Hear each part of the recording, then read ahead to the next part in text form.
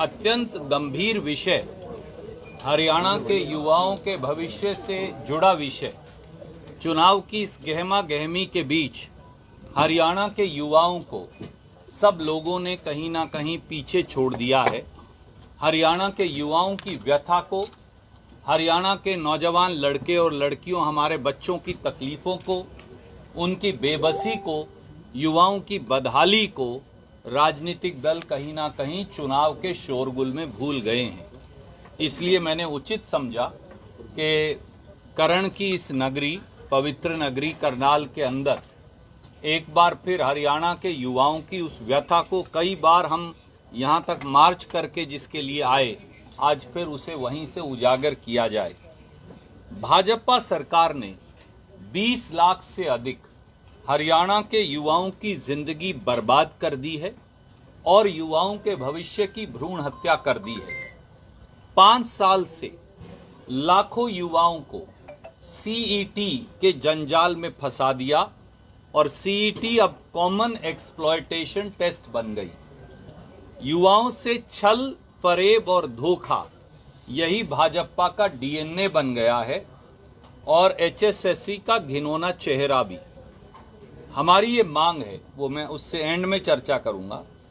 हरियाणा की भाजपा सरकार व उसके एचएसएससी हेरा फेरी, साठ-गांठ सर्विस कमीशन, उनके रोज बदलते तुगलकी फरमानों व भाजपा की मनमर्जी की दुकान, तुगलकी फरमान और भाजपा की मनमर्जी की दुकान, उसने हरियाणा के 20 लाख से अधिक युवक और युवतियों, नौजवानों की जिंदगियां बर्बाद करके रख दी हैं। सीईटी की परीक्षा के नाम पर पिछले 3.5 साल से युवाओं के भविष्य की भ्रूण हत्या का खेल चल रहा है और उसने हरियाणा के बच्चों की जिंदगी को बदहाल बना दिया और हर उम्मीद को धराशायी कर दिया है। साल 2021 में तत्कालीन मुख्यमंत्री श्रीमान मनोहर लाल खट्टर जी और उनकी सरकार ने, भाजपा सरकार ने, ग्रुप सी और ग्रुप डी भर्तियों के लिए सीईटी की पॉलिसी बनाई, जो एग्जाम कम और कॉमन एक्सप्लॉयटेशन टेस्ट बनकर ज़्यादा रह गया। यह खेल 2019 से चल रहा है, जब पटवारी पंचायत सेक्रेटरी की एडवर्टाइज पोस्ट वापस ले ली है कहकर कि अब इन्हें सीईटी के माध्यम से भर्ती किया जाएगा। तो 2019 से 2024 तक हरियाणा में कोई भर्ती नहीं हो पाई। 2021 की सीईटी पॉलिसी में तत्कालीन मुख्यमंत्री श्रीमान मनोहर लाल खट्टर, एचएसएससी और भाजपा सरकार ने यह भी कहा था, आप याद करें, कि 2 बार साल में सीईटी होगा। 2021 से 24 तक केवल पहला और आखिरी एक सीईटी हो पाया। इतनी देर में लाखों बच्चे जो 12वीं पास कर गए या बीए पास कर गए, वो भी सीईटी में बैठने के लिए एलिजिबल हो गए। एक तरफ 20 लाख बच्चों का भविष्य अंधकार में है और दूसरी तरफ लाखों बच्चे सीईटी का एग्जाम होने की इंतजार में हैं कि वो हो तो वो ग्रुप सी और ग्रुप डी की भर्तियों में बैठ सके। इसके लिए 4 या 5 तिथियां आपके लिए जानना, याद करना जरूरी है। पहला और आखिरी सीईटी का एग्जाम हुआ 5 और 6 नवंबर 2022 को। ना उससे पहले एग्जाम हुआ 2019 से 22, ना 22 से 24 के बीच में कोई एग्जाम हुआ। 25 जुलाई 2023 को, लगभग 8 महीने बाद इसका रिजल्ट आया।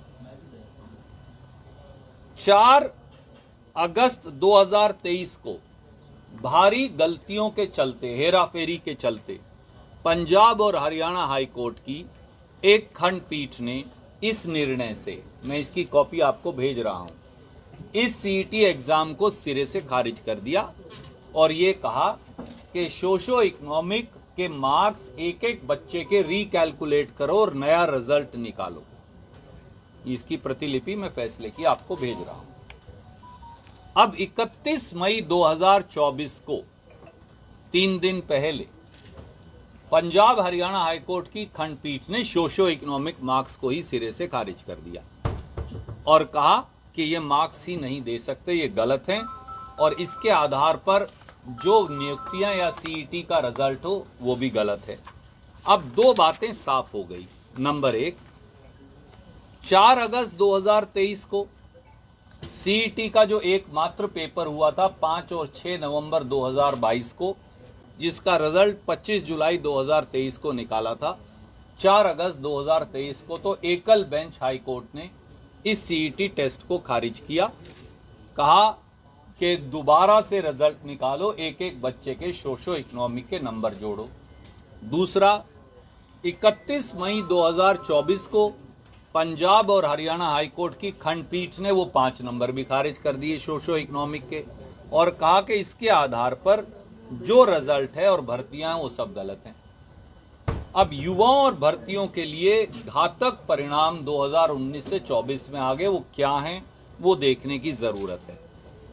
3.5 साल से 20 लाख से अधिक युवा, ग्रुप डी में 13.5 लाख, ग्रुप सी में 11 लाख, लगभग 23-24 बने, कुछ ओवरलैप करते होंगे तो 20 लाख से अधिक युवा दर दर की ठोकरें खा रहे हैं। ये नतीजा है भाजपा सरकार की नीतियों का, माननीय खट्टर साहब और श्रीमान नायब सैनी जी की नीतियों का। जो एग्जाम हुए उनका रिजल्ट खारिज हो गया, जो भर्तियां हुई उनकी सिलेक्शन खारिज हो गई। बच्चे कहां जाएं? मेरा सीधा सवाल है, हरियाणा के युवाओं का क्या कसूर है? आइए भर्तीवार देखते हैं कि इसका नतीजा क्या होगा। इन 13.5 लाख बच्चों पर जो ग्रुप डी में हैं अभ्यर्थी, और 11 लाख बच्चों पर जो ग्रुप सी में अभ्यर्थी हैं, यानी 23.5 लाख बच्चे अभ्यर्थी हैं। ग्रुप डी भर्ती पे आ जाइए। पहले नंबर 1, इसमें कुल पद हैं 13,657 बच्चे, जिन्होंने अभ्यर्थी हैं वो हैं 13.5 लाख। इसके लिए सीईटी एग्जाम की मेरिट के आधार पर चयन हुआ। इसमें सोशो इकोनॉमिक के 5 अंक भी जोड़े गए। अब तक 31 मई तक 11,000 बच्चों ने नौकरी ज्वाइन कर ली है। 2,657 के करीब बच्चे अभी ज्वाइनिंग रिपोर्ट देना उनकी बाकी है। इम्पैक्ट क्या है?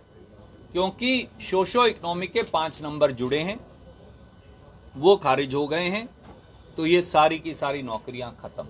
यानी 11,000 बच्चे जो भर्ती हुए हैं उनकी नौकरी पर अब तलवार लटक गई बर्खास्तगी की, और 2,657 ज्वाइन ही नहीं कर पाएंगे, तो दोनों खत्म। दूसरी नौकरी, ग्रुप सी, सब ग्रुप नंबर 1 और 2, इन ग्रुपों में टेक्निकल पोस्ट थी। जैसा आप जानते हैं, कुछ बच्चों को पता होगा, कुछ पत्रकार मित्रों को, जेई और ड्राफ्ट्समैन और अनेक इस तरह के पद थे। 2,000 के करीब पद हैं, 10,000 के करीब बच्चे इसमें एग्जाम में बैठे। ग्रुप सी में 2 प्रक्रिया हैं। पहले सीईटी एग्जाम जो है उसमें नंबर जोड़े गए, ये क्वालिफाइंग एग्जाम है, और कुछ पोस्टों का फिर एक सेकंड एग्जाम भी सरकार ने लिया, HSSC हेरा फेरी सांठगांठ सर्विस कमीशन ने लिया। तो अब क्योंकि प्रिलिमिनरी क्वालिफाइंग एग्जाम ही खारिज हो गया, उसमें 5 नंबर जोड़े हुए हैं, तो इनकी भर्तियां भी खारिज, इनके ऊपर भी बर्खास्तगी की अब तलवार लटक गई है, ये भी गई। नंबर 3, ग्रुप 56 व ग्रुप 57, जो आप जानते हैं सबसे पॉपुलर ग्रुप वही है। इसमें कुल पद 12,000। ग्रुप 56 में मिनिमम योग्यता है ग्रेजुएशन, 57 में मिनिमम योग्यता है 12वीं। कुछ लोगों को कन्फ्यूज़न है, वो उल्टा समझते हैं, इसलिए मैं क्लैरिफाई किया है। इसमें भी जो रिजल्ट निकाला है वो सोशो इकोनॉमिक्स के 5 नंबर जोड़ के निकाला है। अभी भर्तियां होनी बाकी थी, हो जाती, अब वो पेपर खारिज हो गया, वो रिजल्ट भी खारिज हो गया, क्योंकि हाई कोर्ट की खंडपीठ का फैसला आ गया। अब लाखों युवा कहाँ जाएं? ग्रुप डी में 13.5 लाख बच्चे हैं और सी में 11 लाख हैं। अब ये बच्चे कहाँ जाएंगे? चौथी है टीजीटी टीचर। सब कहते हैं जी ये भर्ती प्रभावित नहीं है, ये भी प्रभावित है। इसमें है 7,441 पद, लाखों बच्चे बैठे हैं। टीजीटी अध्यापक का मामला कोर्ट में पेंडिंग था इसी नंबरों को लेकर, तो सरकार ने बड़ा अजीबोगरीब सिस्टम किया। मुझे नहीं पता इनको कौन इस प्रकार की अकल देता है हरियाणा सरकार को। 2 रिजल्ट निकाल दिए एक ही पोस्ट के, एक में 5 नंबर सोशो इकोनॉमिक के जोड़ दिए एक रिजल्ट निकाल दिया 5 नंबर सोशो इकोनॉमिक के बगैर जोड़े, तो कुछ बच्चे एक रिजल्ट में पास हैं, कुछ बच्चे एक में पास हैं, कुछ दोनों में पास हैं। अब सोशो इकोनॉमिक के 5 नंबर खारिज हो गए। सरकार ने ये स्टैंड ले लिया कि हम तो सुप्रीम कोर्ट जाएंगे, सुप्रीम कोर्ट जाएंगे तो टीजीटी भर्ती नहीं होगी। भाई कम से कम जिनके 5 नंबर नहीं जोड़े थे वही भर्ती हो जाते, अब वो भी नहीं होंगे क्योंकि सरकार तो अपील में जाएगी। तो सुप्रीम कोर्ट में अगर 10 साल लगेंगे तो लगेंगे, 5 साल लगेंगे तो लगेंगे। तो अब टीजीटी टीचर भी गए बेचारे, वो इसलिए गए कि 2 तरह का रिजल्ट निकाला। अब 2 तरह के रिजल्ट को आप चैलेंज कर रहे हो सरकारी, तो वो बच्चे कैसे भर्ती होंगे। तो आज 3.5 साल से इस जंजाल में भाजपा ने और इससे पहले भाजपा जजपा ने हरियाणा के युवाओं के भविष्य को उलझा कर रखा है। अब सवाल ये है कि ये एक नाकाबिले माफी अपराध है, इसलिए हमारी ये मांग है मुख्यमंत्री श्री नायब सिंह सैनी इस्तीफा दें और HSSC बर्खास्त हो, तभी हरियाणा के युवाओं का भविष्य बच सकता है। तो इसमें अकेले 20 लाख ये बच्चे नहीं हैं, वो 20 लाख या 25 लाख वो भी हैं जो CET का इंतजार कर रहे हैं, क्योंकि अब पॉलिसी है। तो हरियाणा के अगर 40 लाख बच्चे औसतन प्रभावित होंगे तो 1,60 लाख यानी आधे से ज़्यादा हरियाणा प्रभावित हो रहा है। 4 सदस्य भी अगर परिवार में है, मैंने उस तरह से लगाया, 40 चौका 40 लाख चरब 4 1,60 लाख। हमारे यहाँ 3 करोड़ 3.25 करोड़ के बीच में आबादी है। वैसे तो जनगणना के बाद पता चलेगा, पर कहते हैं कि 3.5 करोड़ के करीब है। तो आधी जनसंख्या हमारी प्रभावित है। ऐसे में ऐसे मुख्यमंत्री को क्या एक क्षण भी सत्ता में बने रहने का अधिकार है? जवाब नहीं में है। इसलिए श्रीमान नायब सैनी जी इस्तीफा दें और HSSC जिसने बच्चों की जिंदगी नष्ट कर दी है, भ्रूण हत्या उनके भविष्य की कर दी, वो बर्खास्त। क्या आप इसको लेकर कोई ज्ञापन देंगे, कोई धरना देंगे, राज्यपाल से मुलाकात करेंगे? जी, आज क्योंकि पहली बार ये सारे तथ्य किसी ने इस सिलसिलेवार तरीके से, अभी तक सबको कंफ्यूजन था कि क्या होगा। आपने देखा होगा मैंने ग्रुप नंबर 20 जो है उसको इसमें शामिल नहीं किया, क्योंकि उसमें सोशो इकोनॉमिक के नंबर दिए ही नहीं गए। अब कोई ये भी पूछ सकता है भाई जब पॉलिसी थी तो क्यों नहीं दिए, उन बच्चों का क्या कसूर था? वो एक भिन्न बात है, उसका जवाब श्रीमान खट्टर जी और श्रीमान नायब सैनी जी देंगे, वो मेरा विषय नहीं है। तो ग्रुप 20 को छोड़ के बाकी सारी भर्तियां गई। सर, आप खुद एक सीनियर एडवोकेट रह चुके हैं, प्रैक्टिस करते रहे हैं, लीगल तौर पर क्या कमी रही जो सोशल इकोनॉमिक नंबर दिए गए, ये क्या कमी रही वहाँ पे जो आपने अभी सरकार की जो अपनी पॉलिसी है इसका जवाब सरकार देगी, हमारी जिम्मेवारी नहीं। ओपिनियन आपको लग रहा नहीं? मेरा ये मानना है कि जब आप किसी प्रकार के नंबर दें तो बाकायदा आपको न्यायविद जो हैं उनसे, जो भी अच्छे से अच्छे वकील साहिबान हैं उनसे इसे टेस्ट करके ऐड करना चाहिए था। सच्चाई ये है, इसके पीछे एक दुर्भावना थी श्रीमान खट्टर की और श्रीमान नायब सैनी की और श्रीमान दुष्यंत चौटाला और उन पूरी भाजपा जजपा की, ये भर्ती नहीं होने देनी।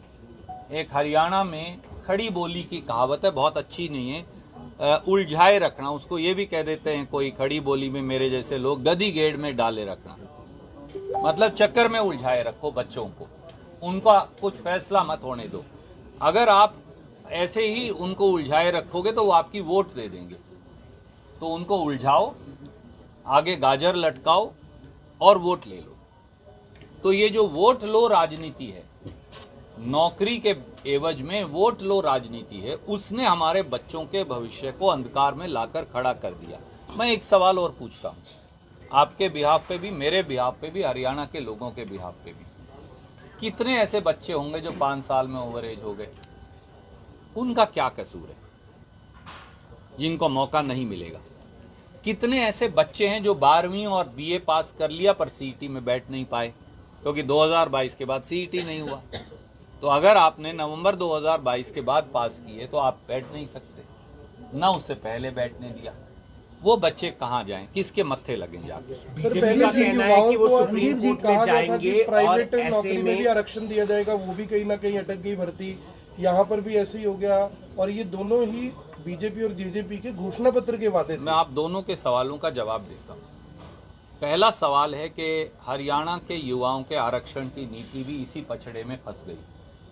आप मुझे बताइए, हरियाणा के युवाओं के लिए जो आरक्षण किया था बीजेपी जेजेपी ने, उसमें एक नौकरी लगा कोई? पब्लिसिटी हुई 100 करोड़ की, सरकार का 100 करोड़ खर्च कर दिया, बड़े बड़े डींगे मारी गई, खट्टर साहब द्वारा भी, दुष्यंत चौटाला द्वारा भी। क्या कोई एक बच्चा भर्ती हुआ? एक हरियाणा का एक बच्चा भी भर्ती नहीं हुआ। सबको मालूम था ये स्टे हो जाने वाला, ये संविधान के प्रतिकूल है।